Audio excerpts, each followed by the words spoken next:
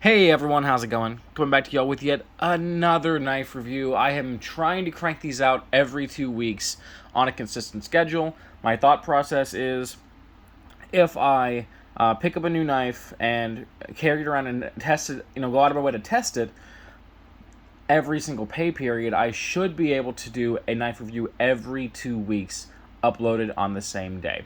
That's what I'm hoping for anyways, and that's what I'm trying for. And because I've been gone for a little bit, I thought maybe I'll do something a little special in this case. So we have a Böker Plus. Now, a Böker Plus isn't special. Böker Plus is, their medium line. You have the Magnum, which is their lowest end, though there are still some good Böker Magnum knives. Then you have the Plus line, which is their middle of the road, usually using slightly better materials and having better fit and finish. And then, upper end would be the other Böker lines, the ones made in Germany and so on and so forth. But the reason why I say this is something a little bit more special is because I don't usually review knives like this. And maybe you can see the information here. Here we go. This is the Böker Plus Damascus Gent 2. I don't typically review Damascus knives because I'm not a huge fan of Damascus steel. Where I live, it has a tendency to rust out really quickly because it's very humid here in Northeast Texas. But I know people love looking at it, they love the aesthetic of it, and I have actually carried and used this for a little bit, so I actually do have some experience putting this particular Damascus, if I can get this to focus. I've been using my phone for videos here lately since it's actually got a better camera than my old camera. And, sorry about that, but anyways, I've been carrying and using this to get a feel for how well this Damascus works. Oh, come on, I'll just bring it back a little bit. And I have enough data to actually comment on how the knife performs, how well the steel holds an edge, how easily it sharpens, so on and so forth. So, first thing I want to mention right now is that this is a somewhat more expensive knife. And by that I mean this is $85. Now, back in the day, we would have called that, higher end. Not like custom higher end, but on the, the medium to higher end of production knives from larger companies. This is more than, today, this knife will cost you more than a Delica used to cost you. It'll cost you the same as what a Benchmade Griptilian used to cost you. And I know that that inflation has been a thing and has affected the average cost of knives here recently, so I'm going to try to keep that in mind when I do this review, knowing that on average a budget knife these days is around $40 to $50, so this is, not that much worse. However, it is worth noting that back when I first started reviewing, this was a $45 knife. And the quality hasn't changed since then. So, to me, this still feels like a $45 knife. It doesn't feel like an $85 knife. Maybe that's because I'm an old fogey and I just don't want to get with the times. But as a result, I do have some genuine criticisms of this as I go into the review. I do think $85 is just way too high, especially considering the quality of the Damascus steel. And that's where we're going to start this review, as always, with the blade. So we can bring this in here. Come on. Having a very hard time focusing today. There we go. So you can see the pattern of the Damascus here. And here on the back you can see that this is a 67-layer Damascus steel. And you can actually see I'm already starting to get what looks like a tiny bit of rust forming right there.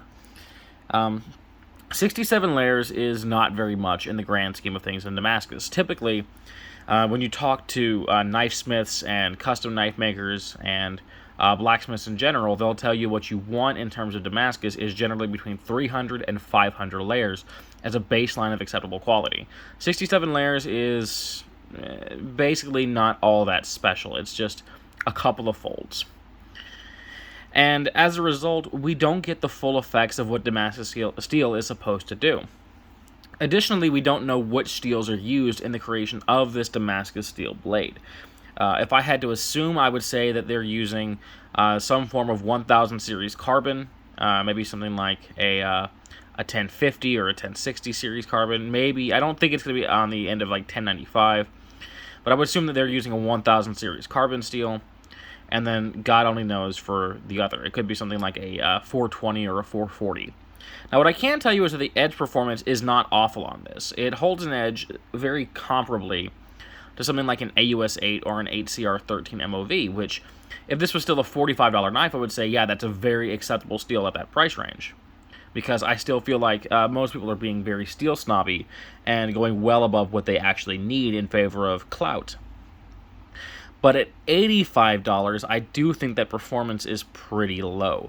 I mean, I like AUS 8. I've been on the record saying that I think it's more than adequate for the average person. But if you're paying higher end prices, you should be getting better steels. At this price point, and below this price point at this point, you can get VG10 steel blades, D2 steel blades.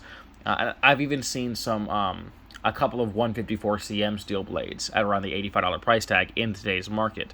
So having something comparable to AUS 8 in edge holding at the $85 point is just kind of rough, to be honest. Now, full disclosure, I got mine on eBay for $50, and for $50, I'm reasonably satisfied with that edge holding capability.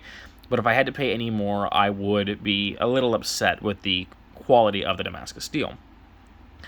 Now, I know that you can get other Chinese-made Damascus knives these days that are pretty good. I've been looking at some Civivi Damascus blades, and I've been really contemplating picking one of them up to test it out and see how it performs. But until then, I can't really comment about how this compares to that. But I can tell you that you can get better performing steels in this day and age.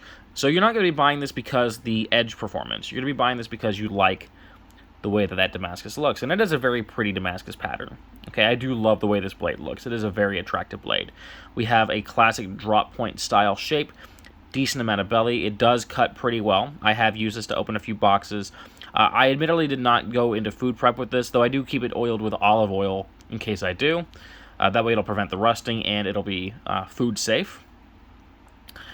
But it is a nice adequate length for EDC as well. We're looking at about 2 3/4 inches for the blade, which is, in my opinion, the perfect size for the average everyday carry knife. We do have a very fine point, so it does penetrate quite well, opening up packages, especially bubble mailers, which is what I think the majority of us will be using our everyday carry knives for.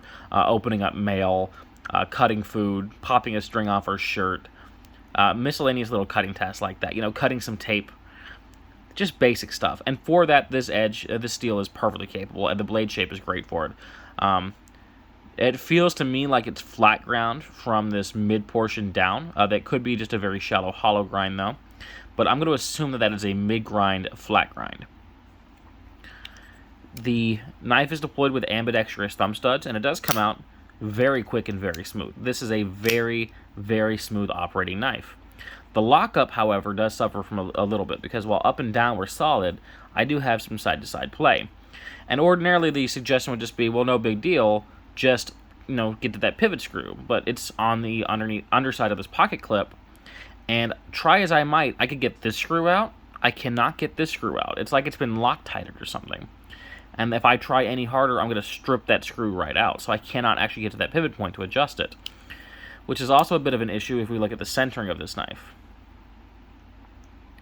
Okay, now that we're focused, you can see it is not quite rubbing that liner, but it is damn close. Now, luckily, because it's pushing to the right-hand side and we're pushing inward on it, we're not going to have to deal with scraping because we're pushing that blade away from the liner it's close to whenever we deploy it. So we're not going to have to worry about the rubbing at this point in time. But if the knife gets any looser, then I will be rubbing this inner liner whenever we close the blade. Now, quality and fit and finish and things like that are going to be different from knife to knife, especially with these Chinese-made knives where the quality control isn't quite as high as Japanese, German, or American-made blades. Chinese knives have gotten better over the years, but at the end of the day, they're still being cranked out on an assembly line. So, maybe you get one with perfect centering and screws that don't have issues, but I can only review what I have in front of me, and that is an issue that I've been having with this particular knife. I mentioned the edge holding capabilities of the steel, but I didn't mention ease of sharpening and rust resistance. I assume that, like all Damascus, this will rust the hell out on you if you do not keep it oiled and keep your fingerprints off of the blade. Speaking of which, I'm going to go ahead and wipe that off since I did touch it. And that's because of just the nature of Damascus steel in general. But ease of sharpening is also comparable to an AUS 8. This sharpens up really easily, takes a beautiful edge, and holds it, again, about like an AUS 8 or HCR 13 or 14 MOV steel. The handle is 3 3/4 inches long and is made out of ebony wood, and it's a very attractive handle in my opinion. Very dark, but overall very beautiful handle material, very gentlemanlike, and that is the primary category of this knife, is a gentleman's everyday carry knife, or something you wear, whenever you're going to a special event. Maybe you're going to some kind of reunion, or you're going to church, or you're going to a business meeting, and you're wearing a suit. This is the perfect kind of knife to have on you, because you're not going to intimidate anybody with a classy little blade like this. I didn't mention the kind of locking mechanism we're looking at here. We are using a liner lock. I don't know why I'm having so many issues focusing today. There we go. Liner lock. You can see about the engagement to the tang of the blade, and it is a fairly late lockup, which I am worried that as time goes on, this will end up sliding too far over and begin sticking between the tang of the blade and the inner scale. But as of right now, I don't have any lockup issues with it. It is nicely jimped or serrated here on this liner, so it is nice and easy to disengage. The knife is also super lightweight, so if you're looking to go very light, we're looking at 1.6 ounces for this. 1.6 ounces is nothing. It's a great weight for an everyday carry knife. You won't even know you have it. And the reason why it's especially important in a gentleman's knife, in my opinion, is if you're wearing a suit and slacks, anyone who's done so knows that those slacks are kind of wimpy. And if you put a heavier knife in there, it's going to be a very obvious, very weird pocket feel. So having a lighter weight knife like this is great. I forgot to grab my little pocket for testing purposes, but we do have right hand tip down only carry. It is a deep carry pocket clip, which I don't love. I've said that for years. I've never personally loved the deep carry clips because I want something to grab onto to extract the knife from the pocket. But everyone has different preferences. At least it is black coated, so it will blend in quite well if you're wearing a black pair of slacks. People may assume it's a pen. It won't be noticeable. Small lanyard hole. You would struggle to get 550 paracord through there, but you could, if you got the 550, you could probably get it through there. And there's other cords you could use to put a lanyard on this if you really wanted to, which may be the move for you. If you can get your pocket clip off, you may just use to drop this in the pocket and use a lanyard to extract, and that would be a good way to go. Especially if you could make a nicer, slightly more gentleman-like lanyard for the knife. Maybe using the right colors and the right beads and whatnot. I have mentioned that this is a blade that is made in China, and I've never been biased against Chinese or similar made knives. I personally believe that quality is quality no matter where it comes from, and I've long been an advocate of don't worry about the country of manufacturing, worry about the bang for the buck. And that is an interesting situation, because I don't mind that this is made in China, but I do mind that this is $85. And I'm harping on that because to me, this is just not $85 worth of knife. It's got an adequate steel. It's got a nice handle. It is, pretty ergonomic, though the clip does kind of begin to cause a hot spot around here, just because of how close it is to the edge of the scales. So if you bear down on it too much, you will get a hot spot. Not that you'll ever be bearing down on your gentleman's knife that much. But who knows, maybe you'd want to just EDC this for regular EDC use, and you don't like the way that feels in hand. But overall, it is reasonably comfortable. It's a decent knife, but for $85... There are knives I'm going to bring in toward the end of this video that cost significantly less than this that I think are all better in terms of overall quality, in terms of everyday carry function, and in terms of value. Now, if you like this knife and you've liked what I've said about it, and you're okay with the cutting performance and the edge holding qualities for the price point, great. I'm not saying don't buy this by any means. I'm just trying to make sure that you're aware of the quality of the product that you're getting for the price point that you are paying. I did kind of forget to show the box. I tend to like to show the boxes whenever I have them, and it is that classic Böker Plus box. You have the magnetic clutch and the nice soft interior that cradles the knife beautifully. The kind of box you just, I don't throw boxes away from my knives in general. The only time I don't have the boxes is when I get them used or I get them in a trade of some sort. So I don't personally throw them away, but even if you do, this is the kind that you probably keep around. Nice and sturdy.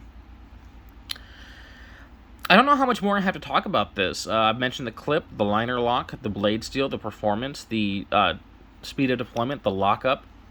I've gone over pretty much everything you can go over with this. Oh, it is a flow-through pillar design, as you can see there. Hopefully, if I can get things to focus today, there you go. Flow-through pillar design, no skeletonizing on those stainless steel liners, not that it's necessary. And for anyone curious, yes, this is a genuine Damascus blade. Let's see if I can get this to show. There you go. You can see the Damascus pattern on the spine. Usually with fake Damascus, the biggest tell is that the spine is a single color or is monocolored. So, competitive options. Now, I don't have a lot of competitive options in the way of gentleman's knives, but I do have one, and that is the Camillus Pristine. I reviewed this a while back, and I liked the knife. I did have qualms with it, but overall, I believe I gave this a relatively positive review. This can still be had on eBay for about 50 to 60 bucks, so cheaper than the Böker. And the question is, what do you get in terms of quality comparatively? Well, we have a VG10 steel blade, which does perform better than the Damascus of the Böker. We have a nice high flat grind in a nice drop point shape blade. Handle is stainless steel bolsters with G10. Beautiful file working on the back of the knife. I personally have never been a big fan of file working. I've always felt it looks very cheap. Mostly because, to me, it's been ruined by Pakistani knives, but you may disagree. You may love the way that looks. Pocket clip is also right-hand tip-down carry. Not a deep carry clip, which I personally prefer, but you may not. Lockup on this is super solid. No play in any direction. Liner lock engagement, even after many years of carry, is still a nice early lock engagement, so it's going to have quite a few years left on it in terms of wear and tear. Centering is spot-on perfect. Deployment is a little stiffer, but it can come out nice and smooth. Ergonomically speaking, it's extremely comfy in the hand, a bit better than the Böker. So when we're looking at these two knives both as gentleman knives, these are both very attractive knives that aren't likely to scare anybody. But they do have a slightly different aesthetic, so it really comes into personal preference, I suppose, if you're just using this as a once-in-a-blue-moon type of knife. But for performance, the Camillus is pretty well above the Böker. So I do want to mention that. Now, how about in terms of just everyday carry value on a budget? Maybe if you're used to spending $200, $300 on knives, $85 on the Böker Gent seems relatively cheap. But for me and the subscribers of my channel, you all know that I'm all about the budget. I'm all about budget knives. And I'm going to bring in 4 competitive options here that I think all stack up either favorably or surpass this little Böker in terms of performance. So the first one we have here is a little Schrade. I reviewed this a couple years ago on my channel now. It's the SCH 303M 9CR18 MOV blade, which people keep going back and forth on whether or not 9CR18 is comparable to 440B, 440C, and 690. In my experience, it performs somewhere in between 440B and 440C. Not quite as good as 440C, but a bit better than 440B, which is to say it's a step above AUS 8. Nice titanium nitride coating, which is not worn off after many years of carry and use. Hollow ground from about the midpoint down. Also a nice drop point shape. Stainless steel frame lock. Right hand tip down deep carry clip only. Very ergonomic in hand. Overall, better rust resistance, better edge holding. And the price point on this, whenever I bought it, about 14 bucks, I think. When we compare that to the Böker, we have a better performing knife in every regard for much, much less money. Now, obviously, it's not as much of a gentleman's knife. I do think it's a nice, classy-looking little blade, but it's obviously not nearly as attractive as the wood in the Damascus. But in terms of EDC functionality, the Schrade is, in my opinion, quite a bit better than the Böker. It's also nice and thin. Centering on this is spot-on perfect. Comes out fast, locks up tight. In my opinion, the Schrade is a better quality everyday carry knife and a better value everyday carry knife than the Böker. How about this one? I just reviewed this. It is the Gonzo Firebird. Which model was this again? I always have a hard time remembering these. The F759M. 440C blade, full flat ground, leaf point design, glass-filled nylon handles, lock-back design, 4-way carryable clip, very ergonomic in hand, super budget around $15. Edge holding, superior to the Böker. Not nearly as classy, but if you're looking for an everyday carry knife, this is the better bang for the buck. Size is also relatively comparable. How about this one, the Sheffield Gunnison? I reviewed this a couple years ago as well. This is kind of the modern take on the old VTech Titan. We have that Sebenza copy design, 6061 T6 aluminum handles, liner lock design, right hand tip down carry, deep carry clip only, 440A blade, hollow ground. Edge holding wise, the Böker holds an edge a bit better. It does. Comfort wise, this blows the Böker away. value-wise, it blows the Böker away. I think this came in, whenever I bought it, around $15 or $16. These days, maybe $20, $22. In my opinion, it's still a better deal than the Böker. You know, it's just, in many categories, just a better value. And then the one last one I want to bring in, on the note of Sebenza copies, we have the one and the only Sanrin U710. Still a titan of a budget knife, in my opinion. Still a juggernaut in terms of what you can get for the money. Whenever it was first shown off on YouTube, people were very dismissive of it. My buddy John Wayne Colt 45, who helped get me started, was a big endorser of the blade. And eventually it caught on. Everyone began reviewing it. Everyone from the smaller guys to cutlery lover himself all began checking out the knife and acknowledging its insane quality for its low price. No, this is not a Sebenza level quality knife, but this is a bird quality knife, a Spyderco Tenacious quality knife for under $15. HCR 13 MOV blade in this older model. I believe it's 14 MOV in the newer versions. Very small difference. Hollow ground, Bowie style clip point blade, stainless steel frame lock, right hand tip down carry clip only. Great jimping. Edge holding is comparable to the Böker. Comfort is comparable to the Böker. Price point is significantly lower than the Böker. Size is comparable to the Böker as well, as you can see.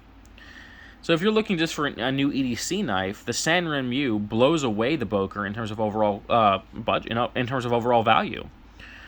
And this sounds like I'm dogging on the Böker pretty hard here, but I'm just trying to illustrate the point that $85 for its cutting performance just isn't all that great. But I also acknowledge that you're not buying Damascus steel knives anymore for their cutting performance. It's largely just a thing of the past. It's largely just an aesthetic thing. It's no longer because we just don't have high quality steel anymore. It's just because you want something to look pretty. And in that category, the Böker does very well.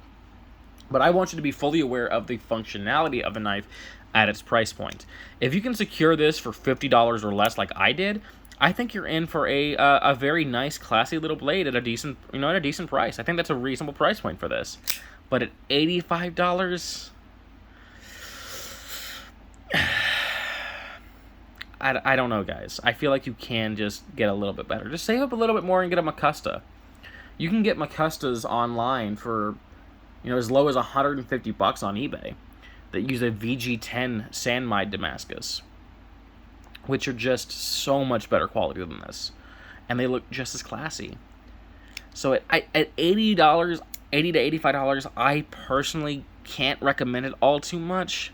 If you just love the way the knife looks and you're okay with its flaws and you're willing to pay that, that's great. But for the average person, I just think you can do a bit better at this price point.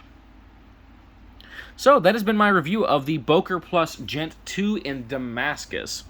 Hopefully this video was informative and helped someone out there, and I hope you enjoyed it, and I hope you enjoy the rest of your day. And until next time, peace, and I will see you later.